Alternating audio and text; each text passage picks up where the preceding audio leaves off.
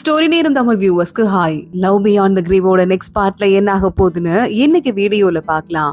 சிமியோட room முழுக்க நேச்சுரலா உயிரோட இருக்கிற எல்லா பொருளும் ஃபில் ஆயிருக்கு. அவ அதை பார்த்துட்டு பயங்கர ஹாப்பியா இருக்கா. அப்பப்போ யானை வேட்டி பார்த்துட்டு அவ ஹாப்பியா இருக்கால, அப்போ ஓகே அப்படின்னு அங்க இருந்து கிளம்பி போயிட்டு இருக்கான்.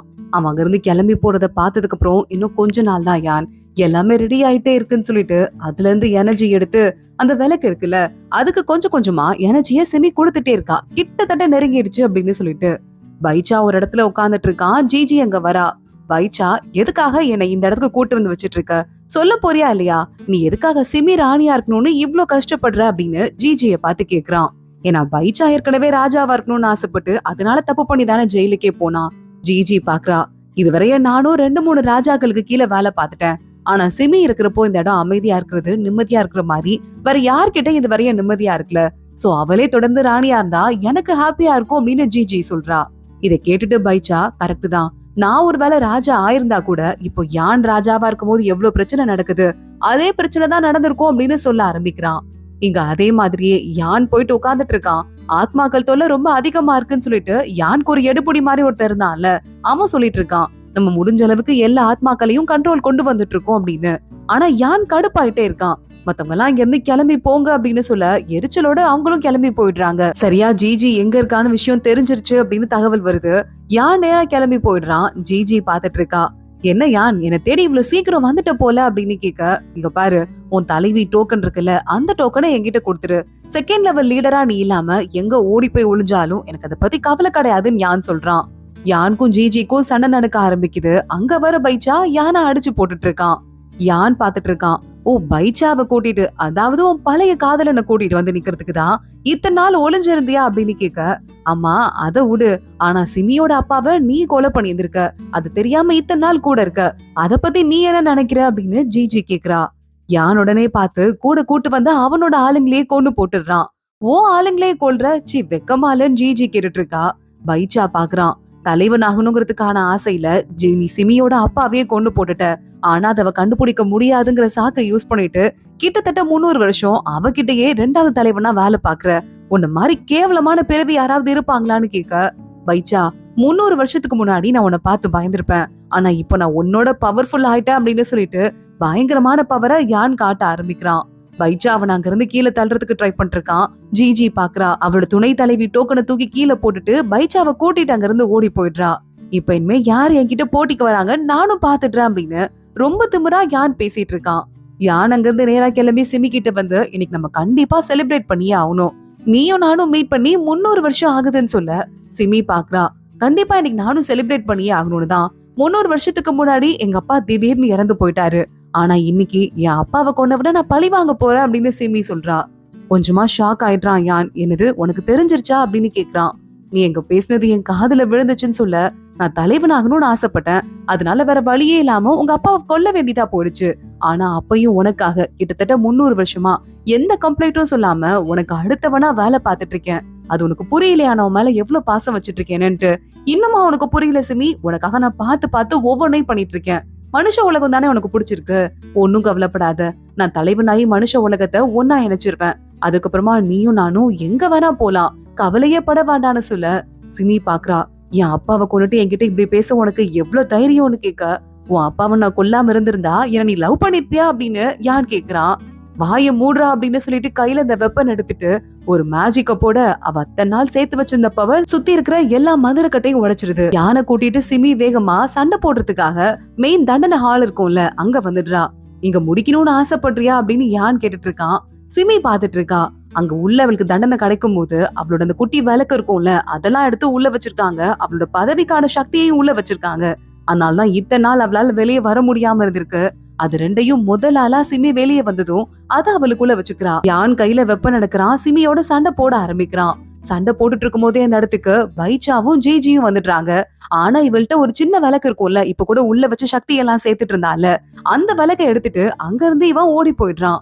உடனே ஜிஜி ஃபாலோ பண்ணிட்டு ஓட பாக்குறா. இல்ல, அவனை துரத்தி உங்களால பிடிக்க முடியாது, நான் தான் தப்பு பண்ணிட்டேன், அவன் கிட்ட சண்டை போடுறான்னு நினைச்சேன். ஆனா அந்த பழைய விளக்கை எடுத்துட்டு அது மூலமா அவனோட பவரை அவனே மறைச்சிட்டு, அதாவது நம்ம யார் கண்ணுக்கும் தெரிய முடியாத மாதிரி பண்ணிட்டு இங்க இருந்து கிளம்பிட்டான். இப்போதைக்கு நம்மளால அவனை கண்டுபிடிக்க முடியாது அப்படின்னு சிமி சொல்லிட்டு இருக்கா. இங்க நேரா யான் கிளம்பிட்டு லூடா எங்க இருக்கானோ அங்க வந்துரு. என்ன பாடி வீக் ஆயிருச்சு போல அப்படின்னு நக்கலா கேட்டுட்டு இருக்கான் லூடா.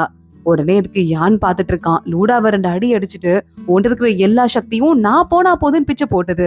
எப்ப வேணா அதனால எடுக்கவும் முடியும். சோ நீ செய்ய வேண்டியதெல்லாம் என் ஆர்டர்ஸ் எல்லாம் ஃபாலோ பண்ணும், புரியுதா அப்படின்னு திட்டிட்டு இருக்கான். இங்க சிமி மறுபடியும் கோர்ட்டுக்கு வந்துட்டு இருக்கா. ரொம்ப வருஷத்துக்கு அப்புறமா பைச்சாவும் கூட வந்துடுறான். அங்க அமைதியா ஜிஜி பாக்குறா, பைச்சா வந்துட்டாரு அப்படின்னு. இதுக்கும் மேல நீ என்ன ராஜாவாகத்துக்கு சண்டை போட போறியா அப்படின்னு ஜிஜி கேட்க, யாருக்கு தெரியும், பொறுத்திருந்து பாக்கலாம். ஆனா இப்போதைக்கு அதை விட முக்கியமான வேலைகள்லாம் இருக்குன்னு பைச்சா சொல்ல சிமி சிரிக்கிறா. நானும் அததான் சொல்ல வந்தேன் அப்படின்னு. அப்போ பைச்சா சொல்ல ஆரம்பிக்கிறான். முதல் தடவை இவன் பாக்கும்போது அந்த இடத்துல யான் நம்ம சிமியோட அப்பாவை கண்ணு முன்னாடியே கொலை பண்ணிருக்கான். அத பாத்துட்டு நம்ம பைச்சா ஷாக் ஆயிட்டு இருக்க. வேகமா யான் பாத்துட்டு நம்ம 2 பேரும் இதுல ஒரே கூட்டுங்கிற மாதிரி பேசியிருக்கான். இங்க இந்த பைச்சாவும் தலைவன் ஆகிறதுக்கான சண்டையில இருந்ததால அவனை ஒரு நிமிஷம் நம்பி இருக்கான்.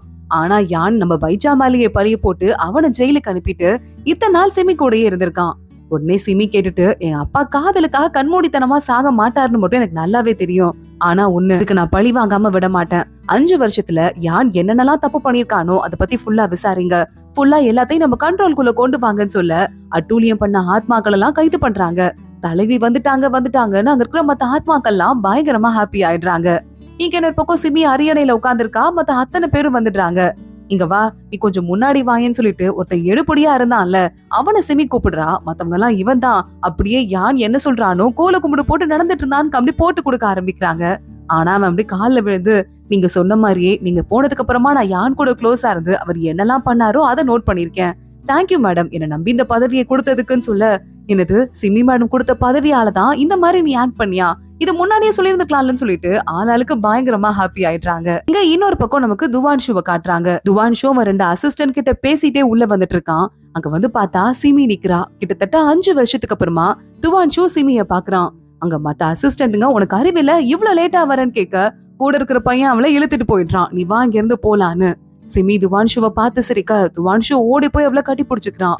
நான் நிறைய தடவை கூப்பிட்டேன்னு சொல்றான். எனக்கு தெரியும் சிமி சொல்லிட்டு இருக்கா. எனக்கு ஒன்னும் ஆகல, நீ என்னை பத்தி கவலைப்பட்டு இருப்பேன்னு தெரியும், நான் வராட்டி கூட எனக்கு ஒன்னும் ஆகல அப்படின்னு சிமி சொல்றா. துவான்ஷு பயங்கரமா ஹாப்பி ஆயிடுறான். நீ நல்லா தானே இருக்க அப்படின்னு கேட்டுட்டு இருக்கான். துவான்ஷுவும் சிமியும் அப்படியே ரோட்ல சுத்திட்டு இருக்காங்க. எல்லா கதையும் சிமி சொல்லிட்டா போல. யானப்போ உன்னையே எதிர்த்துக்கிட்டானா, அப்ப நீ ரொம்ப பிஸியா இருப்ப, இங்க இருந்து சீக்கிரம் கிளம்பி போயிருவியா அப்படின்னு கேட்க, ஆமா அப்படின்னு சிமி சொல்லிட்டு இருக்கா. இந்த தடவை போனா திரும்பி வரதுக்கு எத்தனை வருஷம் ஆகும், இல்ல டெக்கேட்ஸ் ஆகுமான்னு துவான்ஷு கேக்குறான். நானா, அடுத்தவங்களை பாக்குறதுக்கு ரொம்ப நாள் ஆகலாம், உன்னை பாக்குறதுக்கு ஒரு 6 மாசம் அப்படின்னு அவ சொல்லிட்டு சிரிச்சுட்டே போயிட்டு இருக்க. துவான்ஷுக்கு மறுபடியும் சென்ஸ் எல்லாம் வீக் ஆக ஆரம்பிக்குது. உன்னை என்ன ஆச்சு அப்படின்னு சிமி கேக்குறா. இல்ல ஒன்னும் இல்ல, கொஞ்சம் டயர்டா இருக்கு அப்படின்னு துவான்ஷு சமாளிக்க ஆரம்பிக்கிறான். ஜாலியா வந்துட்டு உனக்காக நான் நிறைய பிளான் வச்சிருந்தேன். 6 மாசத்துக்கு அப்புறம் தான் வருவியா, ஏன்னா அங்க நிறைய பூக்கள் பூக்கும், அந்த பூக்கள் பூக்கும் போது அதுல இருந்து தேன் வரும், அந்த வாசமும் டேஸ்டும் சூப்பரா இருக்கும்னு சொல்ல, பாக்குற கலர் பாக்குறது, அடுத்து வாசனைய மோந்து பாக்குறது, டேஸ்ட் பண்றது, எல்லா சென்ஸையும் எனக்கு கொடுத்துடலான் இருக்கியா, அப்போ உன்ட்ட என்னதாண்டா இருக்கும், நீயே வச்சுக்கோன்னு சிமி சொல்லிட்டு இருக்கா. உனக்கு கொடுக்காம அந்த சென்ஸ் எல்லாம் நானே வச்சிருந்து எனக்கு என்ன யூஸ் இருக்குன்னு துவான்ஷு கேக்குறான். சிமி பயங்கரமா இமோஷனல் ஆயிடுறா. அவனை கட்டி பிடிச்சிட்டு இருக்கா.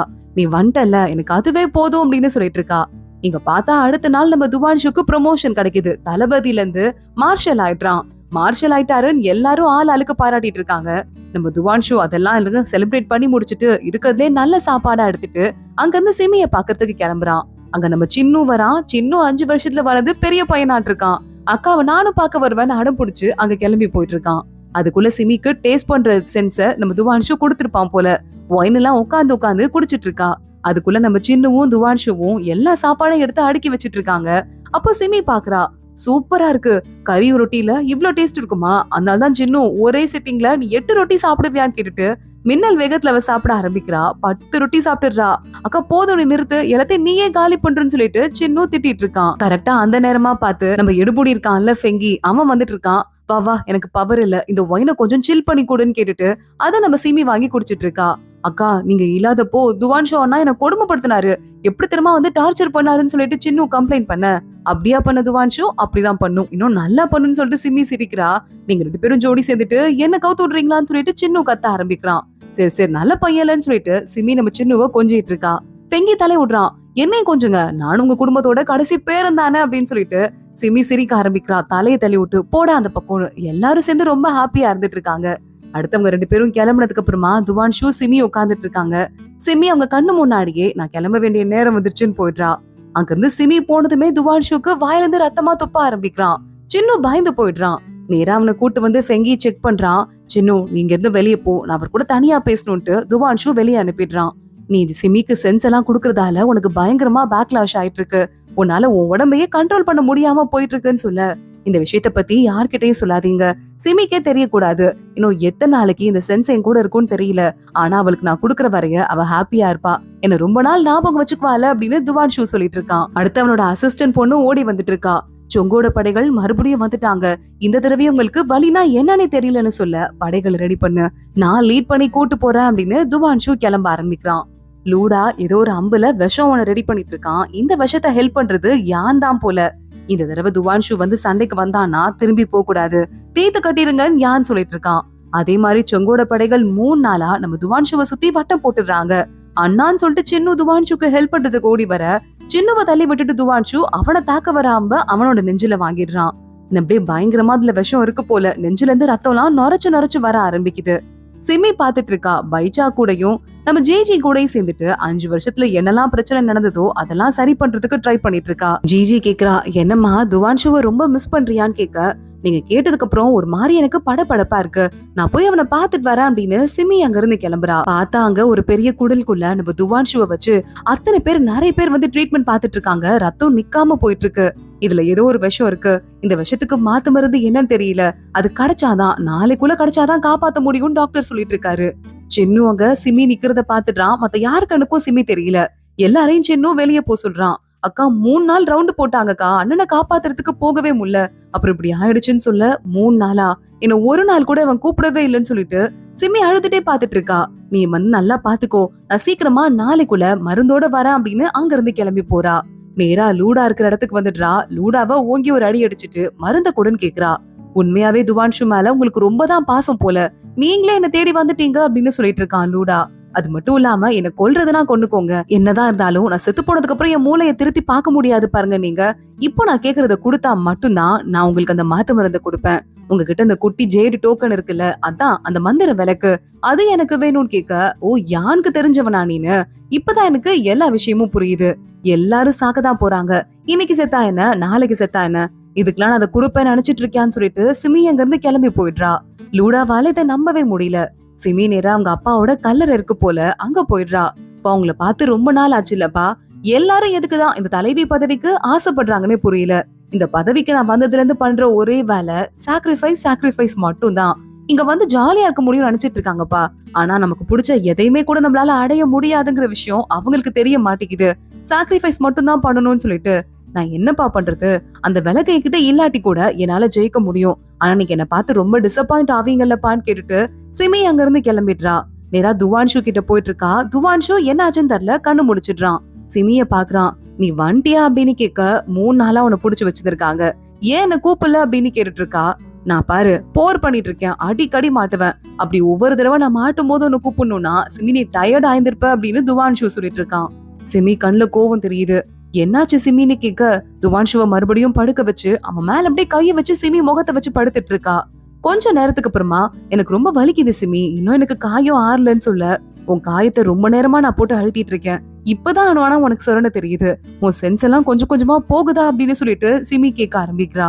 ஆமா, ஒரு 5 வருஷமாவே அது எனக்கு கொஞ்சம் கொஞ்சமா குறைஞ்சிட்டு இருக்குன்னு சொல்ல, இதை ஏன் என்கிட்ட முன்னாடியே சொல்லல அப்படின்னு, எது எனக்கு கிடைக்க கூடாதுன்னு இருக்கோ அது என்னைக்குமே எனக்கு கிடைக்காதுன்னு சிமி சொல்றா.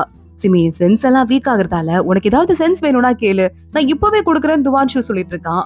எது எனக்கு கிடைக்க கூடாதுன்னு இருக்கோ அது என்னைக்குமே கிடைக்காதுன்னு இப்பதானே சொன்னேன். இனிமே உனக்கும் எனக்கும் நடுவுல எந்த கனெக்ஷனும் கிடையாது. இது எல்லாத்தையும் இப்பயோடய முடிச்சுக்கலாம் அப்படின்னு கிளீனா ஒரு லைனை டிரா பண்ணிட்டு சிமி அங்க இருந்து மறைஞ்சு போயிடுறா. துவான்ஷு வெளியே கீழே விழுந்து அழுதுட்டு இருக்கான். சின்னு என்ன ஆச்சுனான்னு கேட்க, எனக்கு ஒரு உலகத்தை கொடுத்தா அதை அவளே எடுத்துட்டு போயிட்டா, இப்ப இனிமே அவளை தேடினா கூட கண்டுபிடிக்க முடியாதுன்னு சொல்லிட்டு அங்கே மயங்கி விழுறதோட தான் இன்னைக்கு எபிசோட் முடியுது. அடுத்து என்ன ஆக போகுது தொடர்ந்து பார்க்கலாம். இந்த வீடியோவை லைக் பண்ணிக்கோங்க, மறக்காம நம்ம சேனலுக்கு சப்ஸ்கிரைப் பண்ணிட்டு பெல் ஐக்கனையும் கிளிக் பண்ணிக்கோங்க. அடுத்த வீடியோல பார்க்கலாம். அது வரைய பாய்.